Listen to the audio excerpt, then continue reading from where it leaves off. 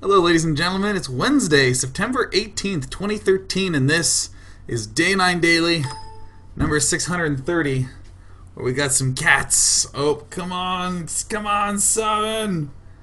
Oh, dude, I totally had some cats. We're going to do the intro like this because it's my show. In today's Daily, we're going to look at a variety of Protoss vs. Protoss games between Naniwa and Duckdeok. Oops. Oh my god, wait, hold on. I closed everything. We're going to look at a variety of PvPs between Naniwa and Duckdeok from WCS round of 32. Or excuse me, round of 16 at the global final. And we're just going to analyze them, and that's about that. There's some cats that are nearby, such as Edgar the cat, who's just off to the right. We're trying to bring Edgar the cat on. Come on, Edgar, it's time for the cameo. Yeah, Edgar. Do it, Edgar. Oh, get in frame. What's that? What is it? He's studying this. What is this mysterious object? Do you want to hang out? Are you okay, Edgar? This fucking cat. So, let's talk a little bit about what's going to be going on in today's daily. Because from a content perspective, we told you we're going to be watching some PvP. Hi, Sabin the cat. Hi, Sabin. Because I told you we're going to be watching a PvP. But also, I just got back from Bucharest on Monday, and the jet lag has ruined my life, hasn't it? Now, there's different kinds of jet lag. This jet lag is not my schedule's offset by a few hours. This is that I can't sleep. Like, I lie down, and I sleep for like 3 hours, and my body just wakes me up. So I've slept like 6 hours after an international flight in the last few days, so I'm loopy, and I'm extremely tired. But you know what? The show must go on, Sabin. We don't go live at 7 because we're ready. We go live at 7 because it's 7. Alright, here, you killed it. Go take it to the kitchen. There you go. Now listen to him drag it.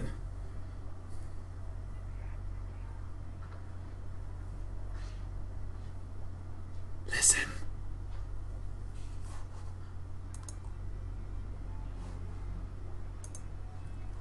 So this is a good daily. This is going really well. I'd also like to give a shout out to Artosis, who's doing his turn 2 Hearthstone cast literally right now. They're having the lead designer on there, so you should check that out. That's twitch.tv/Artosis. Or maybe it's /ArtosisTV. I'm sure they'll actually have content in there, unlike this show. The schedules are overlapping just because there was a time zone change, and he doesn't keep track of PST, and I don't keep track of KST, so accidents happen, but in the future there shall be no overlap. But just wanted you to know, you should check out his show as well.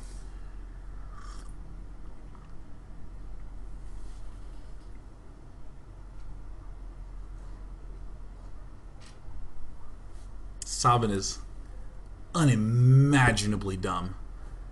There was a bowl of cat food that was full, and then a bowl of cat food that was empty because there are 2 cats in this house. And he meowed because his bowl was empty. They're like next to each other. He looked at that and he's like, no, but that's not real food. It needs to be in this bowl. Like, just paw it over at least. Alright. Alright, you know what? Let's do it like this. I'm gonna pop the screen over here. You know, what do we want to do? Which one? Accolon or Derelict? I don't know. It's up to you, man. Let's just pick one of these. Oh, screw it. Let's just do both of them. Let's start with Accolon. I like it. Alright, we're gonna load this up, and we're just gonna talk about PvP in between any other dithering that does arrive. Now, you might ask, what is the prepared content schema for this PvP? I don't know. I've never seen it before. Not preparing for a daily is a very few and far between activity. But that doesn't mean we can't do it. Oh shit, the reason I'm wearing this shirt is because the first episode of Spellslingers is out today, the show in which I play Magic the Gathering with my nerd friends, and I'm playing with the infamous Robert Paul Simpson, who you may have seen cast several events, was formerly of Blizzard Esports, and now is the head of Red Bull Gaming and Esports. Goodbye, Edgar. Edgar's hopping off. Alright, here we go. PvP. I loves me this matchup. Aw, yeah. This matchup is good. Now, what this matchup used to be about was avoiding the death to Blink Stalkers and the death to 4-gate. Most of those are sort of gone by now, but they're still pretty dang strong. To do this analysis, it's a little bit hard to bounce back and forth between them. I prefer to do the sort of straight look at one person's point of view, but to hell with it! Let's do it from Naniwa's and Duckdeok's point of view. This scout timing, I only like if he's going to check here and then pull back. I think that's really good. Check since he's proxy gate. Is he going to pull back? Good. Okay, really like that. This might seem silly to scout like this and then just pull all the way back, but for one, it lets us avoid cheeses. Oh, and dude, watch this. Look at this. Look at this. Sick monkey business. Alright. My name's Duckdeok and I'm scared of getting cheesed. I don't know what era Duckdeok's from in the story, but there he is. He's from the 50s. He's a radio announcer. What do you know? I don't want to get cheesed. Coming up, a scout technique to remember. Starting in the bottom corner, I've built a gate. And when am I going to scout for the proxy gate? Very early. And in particular, before the gas timings. See, look at this. If you just go gateway and then scout about, all out and whatnot, watch this. So first he's spending the money. He's at 15 supply. First assimilator, no problem. We're always going to get that. But when does this assimilator go down? Oh, wait a minute. It goes down after we've scouted all the possible locations where proxy could be. Aw, yes, that's scout timing. Now, it might seem a little bit derpy to do this elaborate scouting pattern and to head home, but we're going to see a good scout timing coming up that will show us why this is unnecessary. Naniwa is just not scouting at all.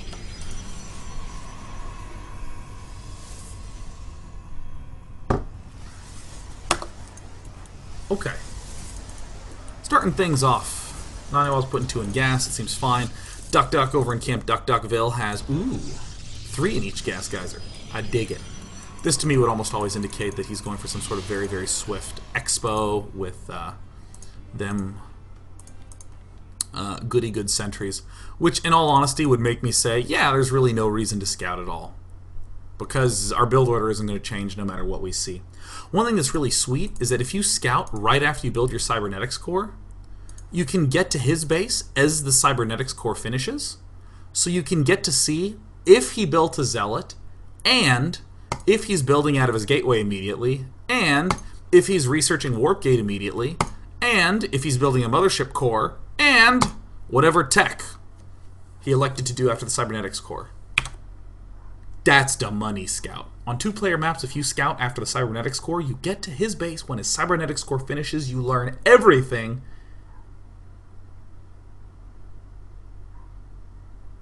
My intonation was really weird. Even for me, I was surprised. You learn everything. That's how you make the sentence sound final. You get to his base right when the cybernetics core is done, and you'll learn everything. But instead I said, you'll learn everything.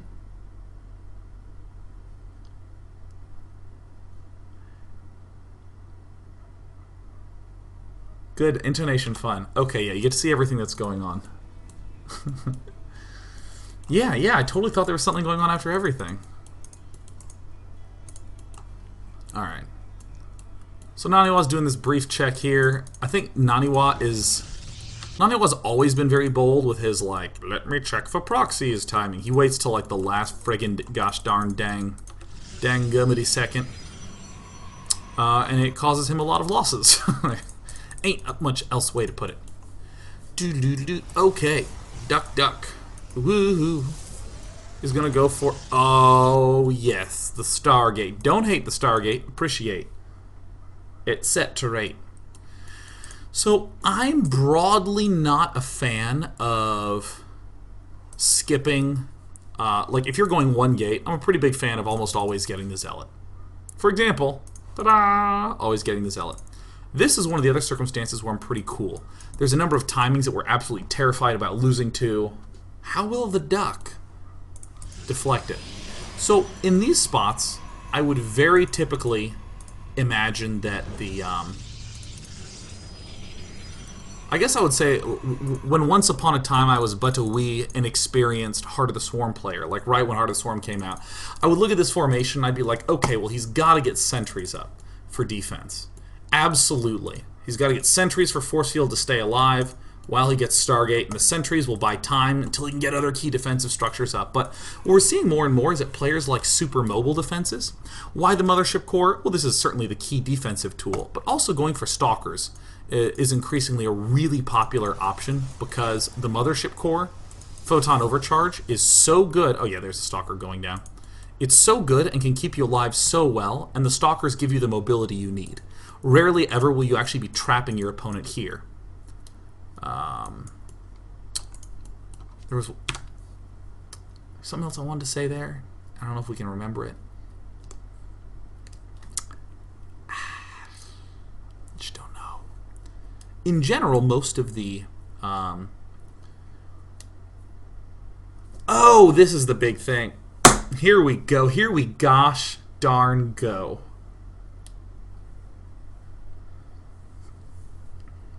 Here's a very odd reason why force fielding is not nearly as popular in this matchup anymore. In the early game anymore. Most of the time players were using force fields to defend their ramps against scary shit, whatever scary shit may be. A force field to deal with a 4 warp gate, a force field to deal with some sort of crazy immortal push, and even force field to deny Blink, preventing him from getting vision up on the high ground. Kind of crazy, but a lot of utility to that. And the goal was that these sentries would allow you to stay alive until you got something juicy, like Immortals of your own. Move down your ramp to take your expansion and then proceed to pound him in the face later. That is the methodology of the average Wings of Liberty error. And this worked because there was not a good way to defend an expansion. With the Mothership Core, you can build sentries, and I can come attack you, and you'll force field and keep me out. But then I can expand behind because my Mothership Core is going to keep it alive. Which means that it doesn't matter how many sentries you build. Most important thing is actually that I get an expansion up quickly. If we compact that statement down, we wind up with a true statement that sounds like we're full of shit and that we're crazy. Force fields are not used early game so much because fast expanding is so easy to defend. Doesn't that just sound weird? I mean, I went through the whole logical chain, but still, we don't see sentries very often in the early game because the enemy early expand is so easy to defend. Did that explanation make sense? Could someone just tell me if that explanation made sense? So, this is great. Stargate seems great. Boom. Boom. Now, very often we will see the Oracle come out of this. I'm a fan of the Phoenix. Hooked on Phoenix. This timing works very nicely. We can begin to see precisely why Duckdeok invested in the triple double, 3 in each gas. Meanwhile, Naniwa is going for himself a very sort of typical looking, should be Blink, yeah, there's the Blink. And subsequently following it up, holy crap balls, he's going for an expansion. Very, very good play. The Stalkers to push back. We could go Sentry to force field here, but then we don't actually have any ability to do stuff to him. And I think the most key decisions for Duckdeok, who I'm suddenly way more interested in than Naniwa, so I'm going to talk about him more. Key decisions going on right now. What on earth is my player going to do? Okay, so we just threw down our Stargate. What are we worried about? Well, we would like to expand with this. We will die to something like a 4-gate or a very aggressive 3-gate. So certainly, a Stalker, a good utility unit, a good scouting unit, this will be able to be used for the next, hell, even like 8-10 minutes. Just has, look, this has a shitload of use. I'm going to explain to you why Stalkers are good, alright? They're so good. Early game Stalkers are so good. But what else are we worried about? We're worried about early game death. So look at what Mr. Probe does. Mr. Probe is just here going, are you going to attack me? Are you going to attack me? I don't see a proxy. I don't see a proxy. Normally a pylon would be getting ready to get thrown down at around 5:15. I don't see a zealot coming up. I don't see a stalker yet, which I guess is fine. He could be scouting his side of the map. But he wouldn't really be doing that if he was going aggressive. I don't see... Okay, cool. I didn't see anything. So I'm just going to assume that he's not attacking. Because around 5:15 is when a pylon would start in a proxied position. So around 4:45 is when all this other jazz would be shoving at us. So he sees this. Nothing. Nothing is the trigger that lets Duckdeok know an expansion is safe. Because if he hasn't started attacking me now, it means that he has an attack prepared for something like 7-8 minutes with some tech structure like blink. And this will end up finishing right around 7:15. So hell yeah, Duckdeok is just going to expand. If he saw stuff, easy peasy. I mean, look at his money.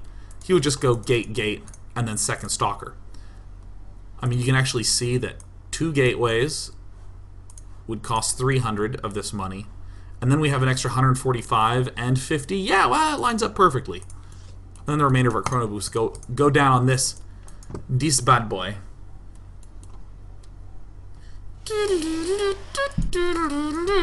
You're building a mothership core. Do-do-a-do-wop-a-dop. Dumbledore. Duckdeok does a rather weird move, but it's actually brilliant. Getting a robotics facility. Love this. It's going to be rather hard to for Naniwa to attack this profitably. And I know, like, for any of you who are wondering, I played poker very, very seriously for like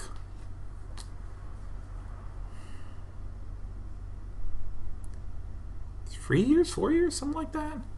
So I have like so many phrases from there that I use in here, like getting value out of something, a profitable play, that sort of thing. I talk about strategy ranges a lot.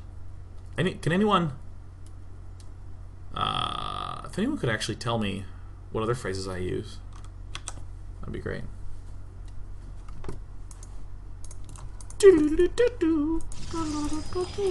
So this Naniwa is doing something. This makes a lot of sense for Naniwa to do, this Mothership Core Scout. I mean, Naniwa's opening is, I would say, very straightforward. He goes 3 gate with a slightly delayed warp gate, and he gets blink. So he's going to have all the defense he needs. Therefore, he can scout with the Mothership Core and recall because he doesn't actually need photon overcharge. Now this is coming unusually early. Normally this pops out at 6:45. If I were Naniwa, I would be truly shocked to see this right now. Forces a cancel on the robo. He successfully weakened 4 units without killing. LOL. Looks like a failure. Just stunning success. We're having a Mothership Core off. Wait, did it get 5? What, the kills? You got 5 kills? No. Oh my god, Naniwa. Naniwa is gonna Nani win. Okay, anyways. We got enough energy for a photon overcharge. We would ideally like not to spend it. Duckdeok's doing something a little weird looking. He warped in 2 zealots. Because this will immediately have utility pushing this back, thanks to photon overcharge. But man, is that going to wear off fast. No problem. He's going to be going gas. It's a way to permit him to have enough money to build this. And also have a plan for how to burn through the gas. Here it comes. I mean, he should be doing that. I mean, I don't know for positive if he does do it, but it's really, really, really what he should be doing. Oh, Void Ray. Oh, the Dr. Duckdeok. Dr. Duckdeok is being a little crazy here. He really should be throwing down 2 sentries. I am of the opinion that... Wow, more zealots. Okay, that's fine. Whatever. You've got no money for your mortal. Here. I love the zealots. Having a decent number of zealots against Blink Stalker is so good. Because then they can't blink onto the Immortal. And here's yet another reason why we don't see sentries as much early. If you're low on gateways, there's going to be a point where you really have to be making only stalkers to deal with these stalkers. Having 2 sentries to be able to guardian shields, get an extra set of force fields down to prevent things like these little runaway things are great. I mean, obviously we have the cash to do it too, but damn is it important to get stalkers up in large numbers. Now I have a Void Ray out, which I've never really seen that much. But why did we say that it was so profitable to do this maneuver? Because Naniwa is always going to have some set of units back. And it will rarely behooveth him to move out.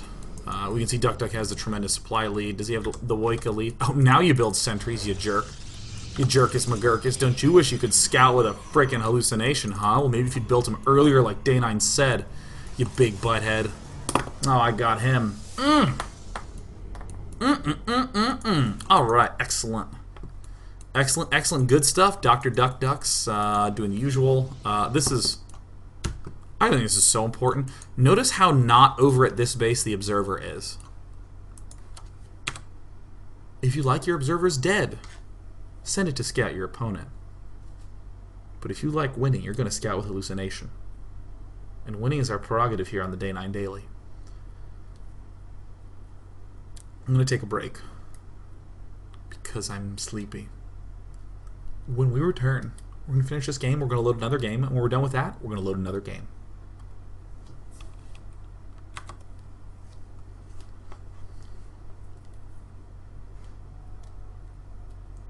Oh, Nanumar, what if you hallucinate an observer? Now you're thinking with portals.